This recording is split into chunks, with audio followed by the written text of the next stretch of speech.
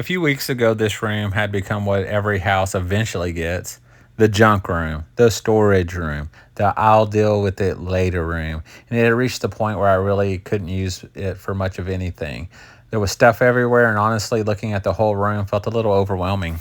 So instead of trying to clean the entire room, I used a method that have worked really well for me when a room gets out of control. I divide the room into 4 sections: 25%, 50%, 75%, and 100%. The mistake most people make is starting with the hardest part of the room. I do the opposite. I find the easiest quarter of the room and start there. The goal isn't to clean the entire room, but the goal is to just get momentum. Sometimes that means moving items from one section of the room to another, and that's okay. I'm not trying to organize it yet. I'm just creating progress.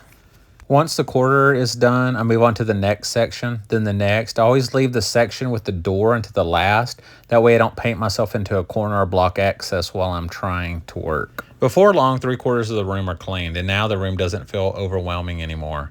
At that point, all that's left is the final section. Everything goes into 3 categories: keep, donate, trash. Someone in my neighborhood was throwing away a wardrobe with locking doors that just happened to fit perfectly on one small wall available. That's it. Simple decisions and surprisingly fast. The best part of this room transformation, it cost me almost nothing. As I was cleaning, I started thinking about what this room could be used for.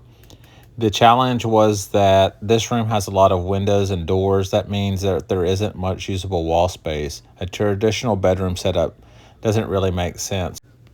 Then I stumbled across an estate sale. I wasn't even looking for furniture. In fact, I didn't need anything at all, but sitting there was a daybed, and then suddenly the whole room started to make sense.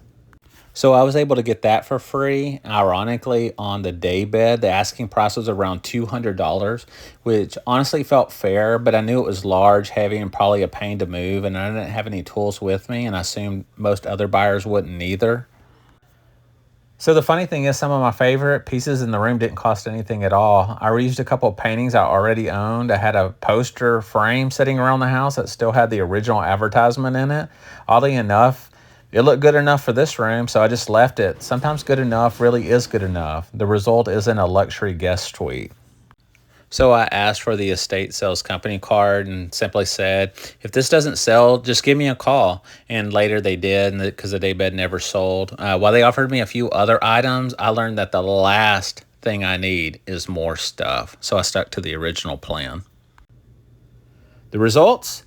It isn't a luxury guest suite. It isn't something that's going to grace the pages of a design magazine. But what used to be an unusable storage room is now a functioning guest room, and a place where someone could actually stay, a place that I could actually use. And aside the daybed and a few odds and ends, most of what you see was already here. No major renovations, no designer budget, just cleaning, repurposing, and looking at things a little differently. And honestly, that's probably my favorite kind of project. Sometimes the best room transformations don't start with spending money. They start with getting rid of enough stuff to finally see the room again.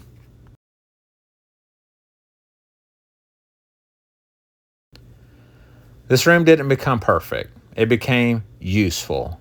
And sometimes that's the bigger win.